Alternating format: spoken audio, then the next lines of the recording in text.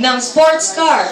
Yung kuya ko, si Margo, naglabas ng sports car. Bakit sila lang may sports car? Kaya po naisipan ko, last year, naglabas na rin po ako ng sports car. Honda CRC Hybrid. Wala pa ano naman po yun. Ay, grabe. Kung pag nakita nyo yung sasakyan ko, ang ganda. Sobrang ganda talaga. Ang daming nagpapapicture kasi ang ganda niya. Tapos po color white siya. Ang daming nagpapapicture. Konti lang kami sa kalsada. Pagbukas ng bintana nasa loob, ay mas maganda pala ang nasa loob. Ang lakas makaganda. Tama, totoo po talaga, lakas maka-Diyosa. Kaya sabi ko, itong sasakyan, itong paborito ko na. Pero ginagamit ko pa rin yung Honda Jazz ko. Pero yun po talaga nakakabaliw.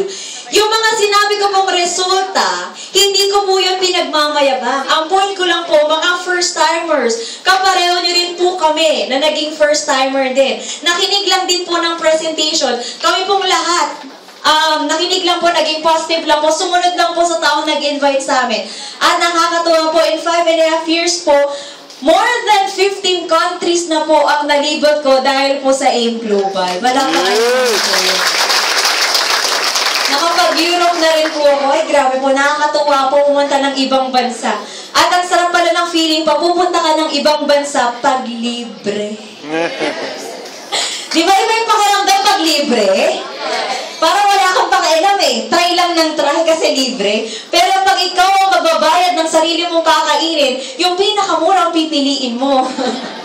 Tama ba? Dito po, binibigyan tayo ng chance ng AIM Global, makasama po sa mga trips po ng company. Grabe po. Kung ikaw po member na or hindi ka po member, itry niyo po ang AIM Global at i-hit niyo yung mga travel incentives. Nakakabaliw talaga. Yan. So, alam niyo po kung bakit ko nagustuhan ng AIM Global, 3 bagay lang. Number 1, pakisabi sa kanila mo, time.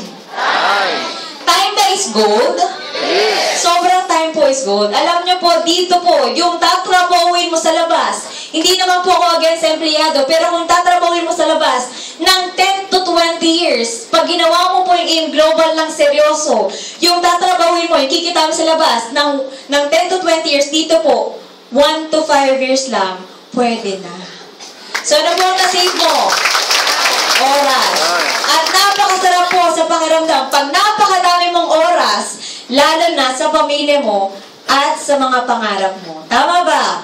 Yes. Number 2, bakit ko po ito gusto dahil po sa money? Pakisabi sa atin mo, money. Money. Pag ikaw binigyan ka ng chance, kumita ng pera, anong gusto mo? Maliit o malaki? Malaki. Malaki yan na. Tama ba?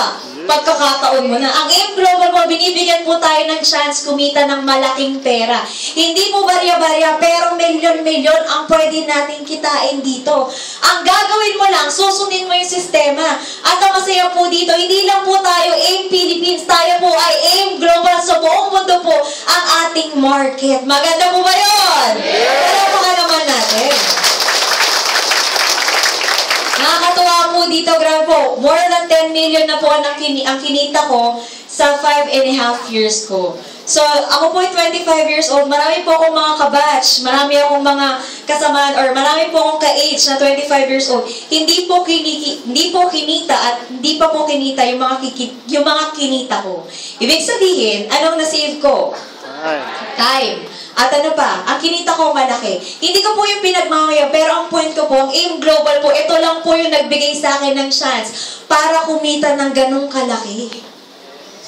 Tama ba? Kung ako magne-negosyo, kasi ang parents ko po negosyante, kung magne-negosyo po ako sa labas, siguro po pwede naman. Yun nga lang, wala po akong malaking capital para magnegosyo. Kung may capital man ako, wala po akong right skills, knowledge, and experience para itayo yung negosyo na yun. So, AIM Global po sa maliit na halaga ng capital, ganito po yung pwede nyong ma-experience. Makapag-travel abroad. Ang pangarap ba, pwedeng matupad? Yes! Kaya po yan nilagay dyan para makuha. Tama ba? Yes. Bakit gusto ko bakit ang AIM Global? Kasi yung mga pangarap po natin, pwede natin makuha dito. Kung dati, pinapangarap mo na sumakay sa magandang kotse, pero dahil sa estado mo ngayon, hindi mo kaya makuha, parang minsan nawawalan ka na ng gana. Tama ba? Yung makapag-travel ka sa abroad, pero sa estado mo ngayon, hindi mo magawa kasi wala kang oras, busy ka sa work mo. Ang AIM Global mo, binibigyan po tayo ng chance. Binibigyan tayo ng chance na makapag-travel abroad. Binibigyan tayo ng chance magkaroon ng house and lot. Masakyan mo yung gusto mong sasakyan. Makapagbigay ka ng oras sa taong mahal mo. Magkaroon ka ng savings. Yun po yung binibigay sa atin. At ang pinakagusto ko po dito, nagkakaroon po ako ng self-development. Sino dito yung mga mahihiyain? Taas ang kamay. Kapal naman.